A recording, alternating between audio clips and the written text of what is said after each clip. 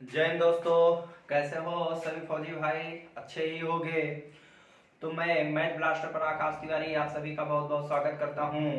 मेरे 5 की सीरीज जो चल रही थी, जो आने वाले एग्जाम 30 जनवरी 2022 को जिन फौजी भाइयों का एग्जाम है वो इस सीरीज को रोजाना देख रहे हैं। और भी मैं चाहता हूं कि और जो यहाँ पर जितने लोग एग्जाम की तैयारी कर रहे हैं और आपके नॉलेज में जो जो हो, तो उसके पास मेरा ये वीडियो जरूर से जरूर शेयर करें और इस वीडियो को देखें। और इस वीडियो से आपको पता चल जाएगा कि कैसे कैसे प्रश्न पूछे गए हैं और कैसे प्रश्न आ सकते हैं।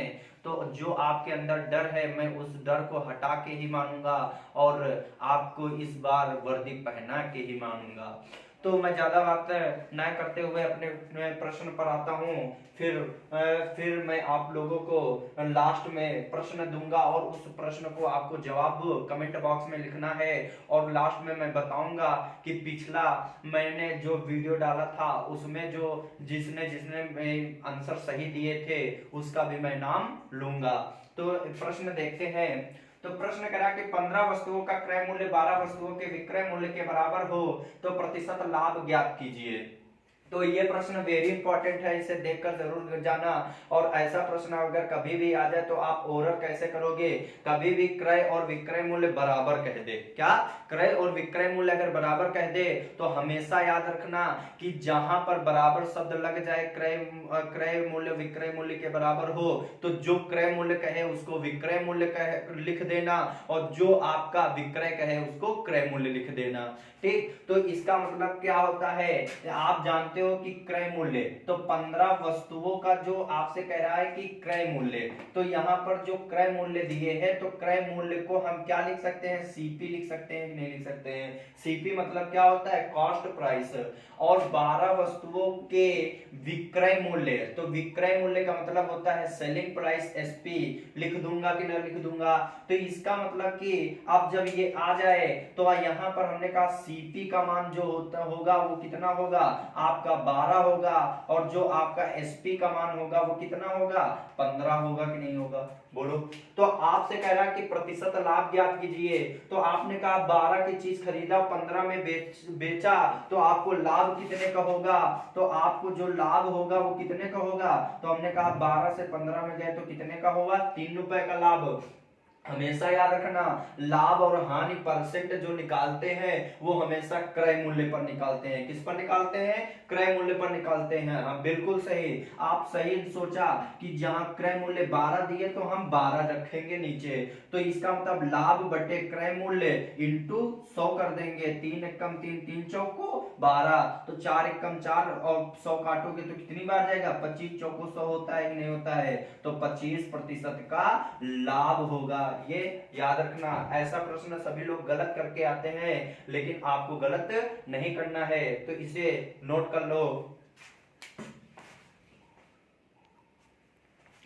अगला प्रश्न देखो। ये प्रश्न आप लोगों के सामने ये है और आप वाले में एक प्रश्न इसका जरूर देता है, तो इसे जरूर देख कर जाना। तो प्रश्न करा कि 75 इंटू 75 माइनस 60 इंटू 60 अपान 75 प्लस 60। ऐसा प्रश्न आ जाए तो आपको मैं समझाऊंगा और बाद में ओरल कैसे करोगे आपको देखते ही आंसर आएगा। तो देखो कैसे। हमने कहा 75 इंटू 75, इसका मतलब 75 गुणे 75, 75 स्क्वायर हो जाएगा कि नहीं हो जाएगा? माइनस 60 गुणे 60 मतलब 60 स्क्वायर हो जाएगा। तो आप लोगों को नोट में डाल लेना है। आप जानते होंगे कि ए स्क्वायर माइनस बी स्क्वायर बराबर क्या होता है? ए प्लस बी और ए माइनस बी होता है कि नहीं होता है? बोलो। तो ए प्लस बी और एक ब्रैकेट में ए माइनस बी। तो उसी प्रकार ये वाला जो प्रश्न होगा आप कह सकते हो 75 इंटू 75, तो इसका मतलब 75 का स्क्वायर, 60 इंटू 60 इसका मतलब 60 का स्क्वायर बटे 75 प्लस 60 हो जाएगा कि नहीं हो जाएगा? अब यहां से अगर हम देखें तो यहां पर एक ब्रैकेट में ए स्क्वायर माइनस बी स्क्वायर का फार्मूला बन गया, तो हम इसको लिख सकते हैं 75 प्लस 60, इसको लिख सकते हैं 75 माइनस 60 और अपान यहां पर हो जाएगा 75 प्लस 60 हो जाएगा कि नहीं हो जाएगा? तो प्लस से ये प्लस कैंसिल हो जाएगा। तो आपका जो आंसर आएगा 75 में अगर 60 घटाए देंगे तो कितना बचेगा? 15 बचेगा कि नहीं बचेगा? आपका आंसर आ जाएगा कि नहीं आ जाएगा? तो आप ऐसे प्रश्न अगर आ जाए तो आपको इतना भी नहीं करना है, अगर ऊपर ए स्क्वायर माइनस बी स्क्वायर दिख जाए और नीचे सेम संख्या अगर गुणज का वो दिख जाए, नीचे ऊपर का गुणज का दिख जाए नीचे, यदि नीचे अगर देख लो प्लस है तो सिर्फ माइनस कर देना, अगर माइनस है तो सिर्फ प्लस कर देना। कहने का मतलब ये है कि यहाँ पर हमको प्लस दिखा तो हमने सिर्फ 75 माइनस 60 कर दिया, आंसर हमारा हो गया 15। आंसर हमारा हो गया 15। तो इसको नोट कर लो और इसके बाद नेक्स्ट क्वेश्चन है उससे देखो। अगला प्रश्न देखो क्या कह रहा है कि एक वर्ग का परिमाप 40 सेंटीमीटर है तो वर्ग का क्षेत्रफल ज्ञात कीजिए। तो इसका मतलब कि आप जानते हो कि वर्ग की चारों भुजाएं क्या होती हैं, बराबर होती हैं, और वर्ग का क्षेत्रफल जो होता है वो भुजा स्क्वायर होता है, और वर्ग का जो परिमाप होता है वो 4 गुणे भुजा होता है। अब यहाँ पर हमको देखो वर्ग का परिमाप ही तो दिए है कि नहीं दिए है, तो इसका मतलब वर्ग का परिमाप जो होता है वो 4 गुणे भुजा होता है कि नहीं होता है, बोलो। और आपको परिमाप कितना दिए है 40, यहाँ से अगर हम भुजा निकाले तो कितना आएगा, तो आप कहोगे कि 10 आएगा कि नहीं आएगा। इसका मतलब अगर भुजा अगर 10 है तो प्रत्येक भुजा 10-10 की होगी कि नहीं होगी। और आप जानते हो कि वर्ग का जो क्षेत्रफल होता है वो कितना क्या होता है, भुजा स्क्वायर होता है। क्या होता है, भुजा स्क्वायर होता है। तो यहाँ पर हमको 10 दिए और भुजा, तो 10 का स्क्वायर करोगे तो कितना आएगा, 10 100। तो एक चीज आपको जरूर याद रखना है, यूनिट। तो ये अगर सेंटीमीटर दिए है तो क्षेत्रफल जो होगा वो हमारा वर्ग सेंटीमीटर होगा। क्या होगा, वर्ग सेंटीमीटर होगा। तो इसको जरूर देख कर जाना, क्योंकि वहां पर आपको ऑप्शन सिर्फ 100 सेंटीमीटर भी दे सकता है और आपको बी में दे दे 100 वर्ग सेंटीमीटर, तो आप ए देखकर ही लगा दोगे, लेकिन आपको उसमें ए नहीं लगाना, देखकर ही जाना है कि क्षेत्रफल में जो यूनिट होती है वो स्क्वायर में होती है। नोट कर लो इसे। ये देखो इसका अंतिम प्रश्न जो है ये आपको देखना है, और इस प्रश्न को देखो, आपको ये प्रश्न आपको हर शिफ्ट में आप कोई भी एग्जाम देखोगे तो ये प्रश्न आपको जरूर मिलेगा। तो ऐसा प्रश्न आप लोग जरूर देख कर जाना। तो इस प्रश्न को आप करोगे कैसे वो आज नया तरीका देखोगे। तो यहाँ पर हमने कहा कि एक फल विक्रेता को संतरे 10 रुपए में 5 की दर से खरीद कर और कह रहा कि 15 रुपए में 6 की दर से बेचता है तो उसका लाभ प्रतिशत कितना है।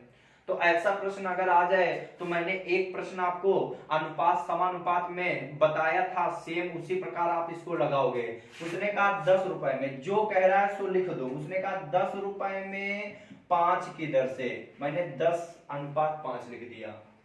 15 रुपए में, तो मैंने समानुपात वाला पढ़ाया था, इसको समानुपात 15 लिख दो। 6 की दर से बेच देता है तो यहाँ 6 लिख दो। अब आपको देखो यहाँ पर कुछ आपको लग रहा है अनुपात समानुपात के तरीके, तो हमेशा याद रखना कि अंतः पदों का गुणनफल बराबर बाह्य पदों का गुणनफल। अंतः पदों का गुणनफल बराबर बाह्य पदों का गुणनफल। मैंने कहा जो बाह्य पद होता है उसे हम सीपी कहते हैं, मतलब कॉस्ट प्राइस। जो अंतः पदों का गुणनफल होता है उसे हम एसपी कहते हैं, मतलब सेलिंग प्राइस। कहने का मतलब है कि कोई चीज अगर सोचोगे तो बाहर से तुम खरीद कर लाओगे और अपनी दुकान में अंदर रखकर बेचोगे, बस ऐसे समझ लो कि बाहर का गुणा सीपी कहलाता है, अंदर का गुणा क्या कहलाता है, एसपी कहलाता है। तो यहाँ पर हमने देखा कि आपने कहा कि बाहर, तो इसका मतलब सीपी 10 छक्का 60 रुपए में कोई चीज तुमने कुछ संतरे खरीदे और उसके बाद तुमने 15 25 75 रुपए में क्या कर दिया, बेच दिया। अब लाभ पूछ रहा, लाभ परसेंट, तो हमने कहा 60 की चीज आपने खरीदा 75 की बेचा तो कितने का लाभ हुआ, तो 15 का हुआ। बिल्कुल सही।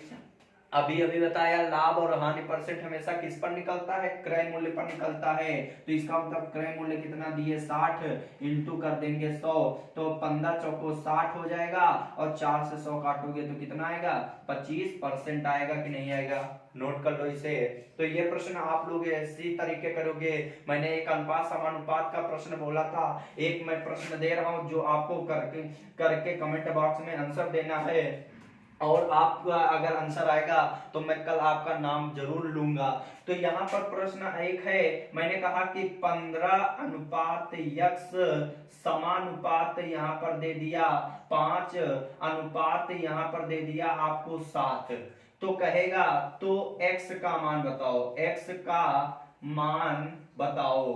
तो ये प्रश्न आप लोगों के लिए है, वर्ग के टाइप का है प्रश्न। तो ये आपका वर्ग है समझो, तो इसको करना है और इसका जवाब अगर आ जाए तो कमेंट बॉक्स में जरूर देना है। तो हमारा टॉपिक यहीं तक था 5 क्वेश्चन का। तो आपने 5 क्वेश्चन देखे और आप इसे देखिए और देखकर जाइए, और जो 30 तारीख को एग्जाम होने वाला है उसमें आपको मेरे पढ़ाए हुए प्रश्न आपको 100% मिलेंगे। ऐसे पैटर्न पूछे जाते हैं, मैं रोज वही पैटर्न पढ़ाता हूं जो आप लोगों के लिए इम्पोर्टेंट है। तो छोटी वीडियो है तो इसे जरूर से जरूर रोजाना देख करिए, और इसको देखने के साथ साथ आप लाइक और अगर सब्सक्राइब नहीं किए हो तो जरूर सब्सक्राइब करिए। और अगर कोई दोस्त है, फ्रेंड है, कोई भी हो तो उसको शेयर करिए, और शेयर करने के बाद उससे जरूर कहिए कि एक नए अंदाज के साथ नए टीचर आकाश सर आ गए हैं, और जो आप लोगों के